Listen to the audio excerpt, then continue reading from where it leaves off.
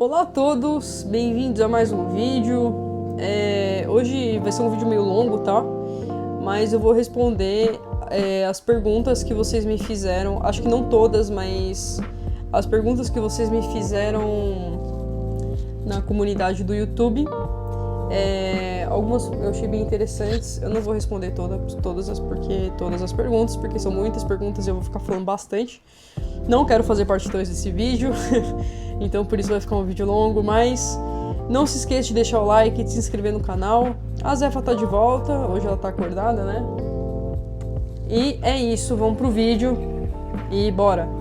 Então, como eu disse, eu não sei se eu falei, na real, tô meio confusa, eu deixei lá na aba comunidade algumas sugestões de perguntas que vocês me fizessem. E vamos lá então, porque tem bastante coisa, né? E bora! Primeiro, qual o seu gênero musical favorito? Olha, eu não tenho um gênero musical favorito, mas eu gosto muito de escutar Beatles. Então eu não posso falar que é o rock no geral, porque eu não escuto outras bandas no geral, é mais os Beatles mesmo. Porque eu sou autista e eu tenho hiperfoco na banda desde muito cedo, muito nova. E é a banda que eu mais escuto, então eu já deixo assim, que é mais fácil de responder mentalmente, na minha cabeça faz sentido. O meu instrumento favorito, acredito eu que seja, de fato, o saxofone. Perguntaram que instrumento que eu tenho vontade de aprender e qual que eu acho mais difícil. Mais difícil eu acho que é a harpa, por conta dos pedais, coordenação motora, enfim. E eu acho que o que eu teria um dia mais vontade de aprender seria o oboé, por conta da palheta dupla, né? E, enfim. O Sampaio mandou inúmeras perguntas, então vamos lá. Sobre música, como você começou a aprender? Então, gente, por sempre ter esse hiperfoco na música, né, desde muito nova, eu não tinha brinquedos convencionais, eu não pedia brinquedos convencionais. Meus brinquedos, eles eram todos voltados para música. Então eu pedia, tipo, desde uns 3 anos de idade, que as pessoas me relatam, meus familiares me relatam, eu sempre pedia muito instrumento musical, como o piano, aqueles pianinhos pequenos, né? Deixa eu tentar deixar uma imagem aí para ilustrar melhor. Aqueles violões de feira pequenininho, flauta doce, isso desde muito cedo, desde uns 3 anos. Eu não podia ver instrumento musical que eu ficava ali hiper focada. Até que então eu ganhei uma flauta doce, né? Porque na escola eu comecei a aprender o básico, inclusive com uma professora chamada Raquel. Só que aí eu comecei a me aprofundar muito no assunto, comecei a assistir vários vídeos aqui no YouTube, na época era bem diferente o YouTube. E eu fui me aperfeiçoando muito rápido e eu ficava o dia inteiro tocando, então eu consegui aprender várias coisas sozinha. E minha mãe achou um projeto social aqui perto da minha casa. E eu comecei a desenvolver lá, muito rápido também. E em pouco tempo eu já tocava na orquestra de lá, né? Lá eu tive aula de saxofone. Eu entrei para flauta transversal, mas não tinha mais vaga, né? Era um projeto novo. E depois eu fui para o conservatório, eu fiz a prova, passei no conservatório para saxofone popular, né? Eu fiz EMESP Tom Jobim e de lá eu fui para a faculdade. Eu fiquei 6 anos no conservatório, me formei lá em saxofone popular. Comecei no soprano e fui pro tenor. E depois que eu aprendi nesse longo tempo flauta transversal sozinha. Adquiri alguns vícios, mas tudo certo. Né? O geral, assim, eu consegui aprender bem sozinha. Não me orgulho disso, mas foi o que aconteceu, assim como o clarinete. Quantos instrumentos eu toco, né? Putz, tem flauta, saxofone, clarinete, flauta doce, oboé, minimamente gaita, violão e piano, que eu fiz um pouco de aula, ukulele, as ocarinas, né, que eu gosto, e acho que só, né, escaleta, deve ter uns 10, 11, por aí, sei lá. Mas de fato mesmo, que eu gosto de falar que eu realmente toco, é o saxofone, a flauta. Malemar o clarinete agora, que eu tô estudando, né, com mais frequência. Qual deles é o mais difícil, né, e o mais fácil? Todos, no momento, vou esbarrar em uma dificuldade, mas para mim, no momento, o mais difícil tem sido o clarinete, mais por mecanismo mesmo, mas já tá melhor, tá menos difícil porque eu tô investindo tempo de estudo nele. E o mais fácil, eu vou falar que é o saxofone, porque um dia ele já foi muito difícil para mim, e agora, por mais de 10 anos de estudo, ele tá mais fácil, mas ainda assim eu encontro dificuldades frequentes nele, né? Nele. Então eu falo que é o mais fácil porque eu dediquei mais tempo de estudo a ele na vida, tá? Quais são os melhores estilos para quem está iniciando no mundo dos instrumentos de sopro? Então, essa pergunta eu encaro ela como muito ampla, porque você pode ter a jogada de ser esperto e escutar o que os dois mundos, no geral, vão te oferecer. O que eu quero dizer com isso? Escuta tudo que você puder, mano. Porque você vai entender que o seu instrumento, independente qual seja ele de sopro, ele tem mais de um lado, ele tem uma utilidade, né, mais ampla. Por exemplo, a flauta transversal a gente encontra ela no mundo erudito e no mundo popular. Eu encontro o mesmo instrumento sendo executado de uma maneira no choro e o mesmo instrumento sendo executado de uma outra maneira no mundo do repertório clássico, do classicismo. Então, ouça o máximo que você puder para você ter a perspectiva de que o seu instrumento, sim, ele é muito versátil. Essa é a dica que eu dou. Escuto de tudo, assim. Muito. Pra caramba. Tá? Sobre agora cursos de música. Quais os conhecimentos prévios para ingressar? Depende. Se você for ingressar num curso superior, que é a faculdade, você já vai precisar saber e ter uma boa caminhada, porque você tem que fazer o vestibular, e no vestibular é esperado que você saiba ler partitura, que você tenha conhecimento harmônico, história da música, percepção, análise musical, né? Às vezes pede para analisar harmonia, contexto histórico, enfim, então você já vai ter que saber. Dependendo do ano ou como você ingressar em um conservatório, você aprende essas coisas mais básicas que já é exigido na faculdade. Não sei se em outros cursos você já tem que entrar sabendo sobre o seu curso, isso eu acho muito doido na música. Você pode até entrar sem saber, mas você vai ter que saber o mínimo do mínimo para fazer o vestibular, por exemplo, e nem sei se dá certo, porque é um assunto mais avançado mesmo, né? Quando eu prestei faculdade pública, aliás, não sei se vocês sabem, mas eu fiz um ano de Unesp, eu tive que estudar muito para fazer os ditados, as duas vozes, ditado rítmico e melódico, por aí. Trabalhar minha percepção em todos os sentidos, percepção histórica, percepção melódica, harmônica, histórica, quando eu falo que toca um trecho, a gente tem que saber qual o trecho e descrever sobre o trecho de acordo com a época musical que está inserido. Por quê? Tem as características, tem a característica da formação, tem a característica da orquestração, do timbre, da textura, das dinâmicas e por aí vai. Então, assim, tem que ter uma bagagem legal aí, tá? De todos esses aspectos que eu mencionei.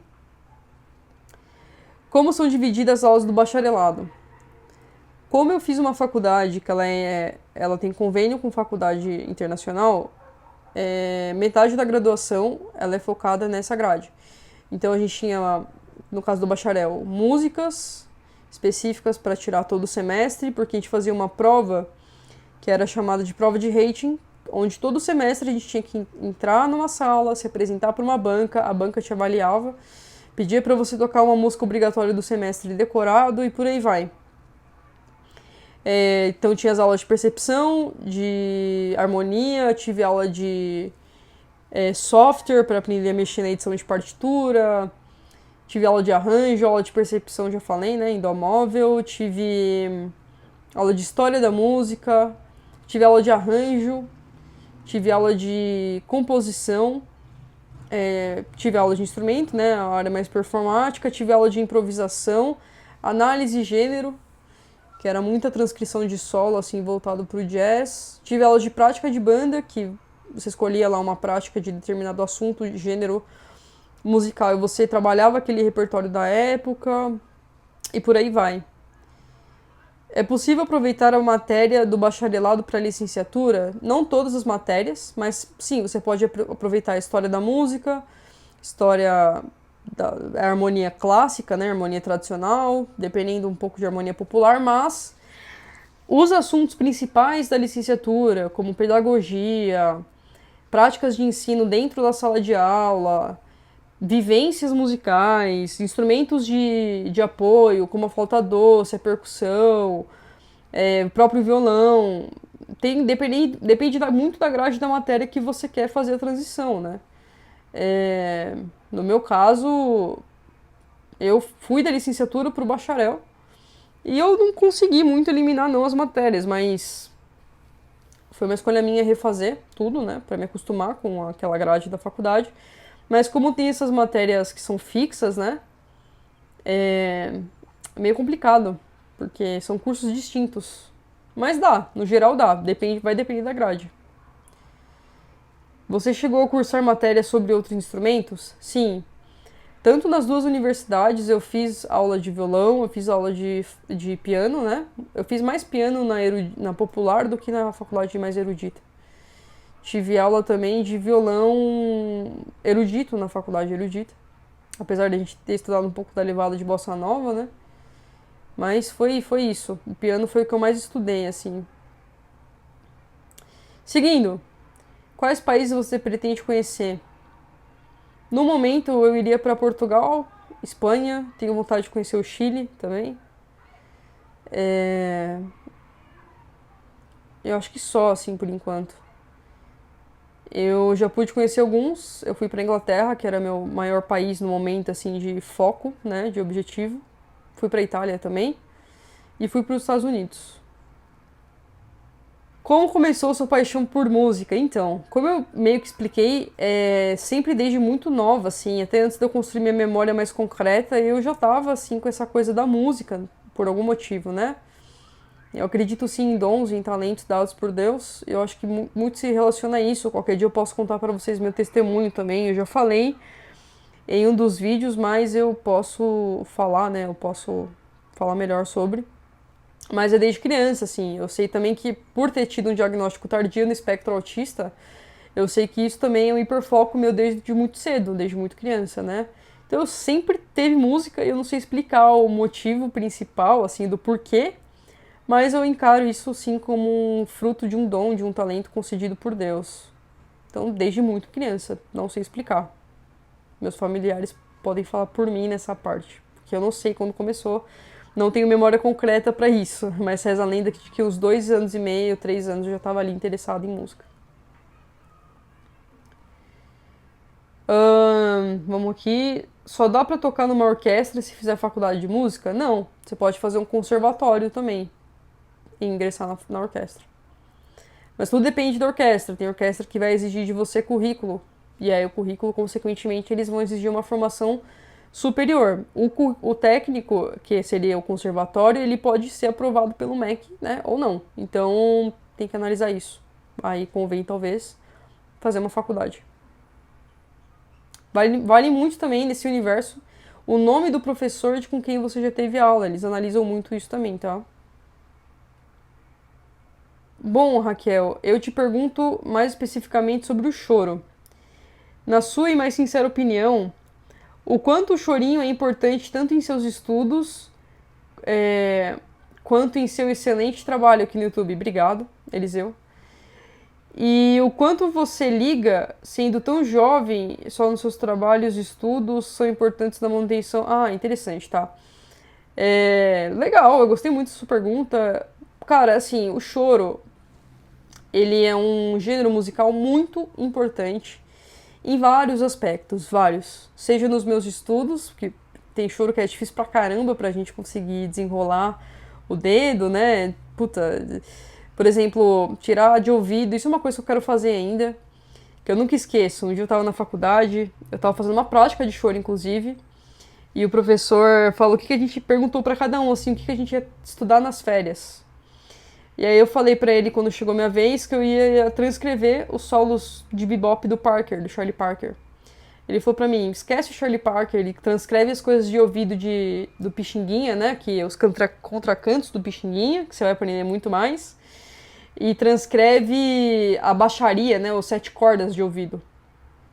Eu fiquei pensando muito nisso, eu não fiz isso porque eu tinha que entregar as coisas de bebop.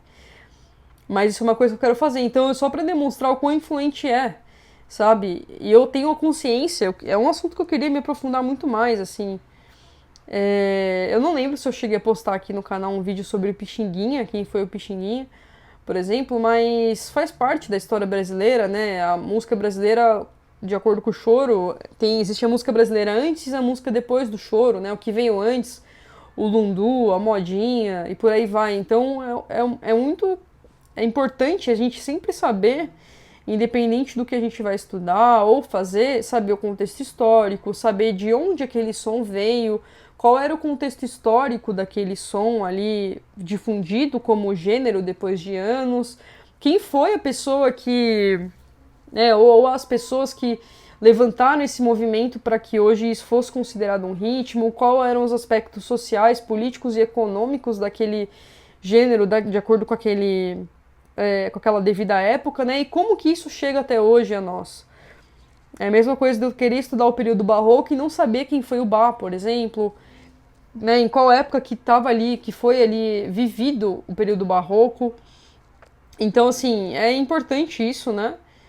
Porque isso sim faz parte da construção de toda a narrativa de fato que a gente tem como base consolidada aí do repertório brasileiro, né?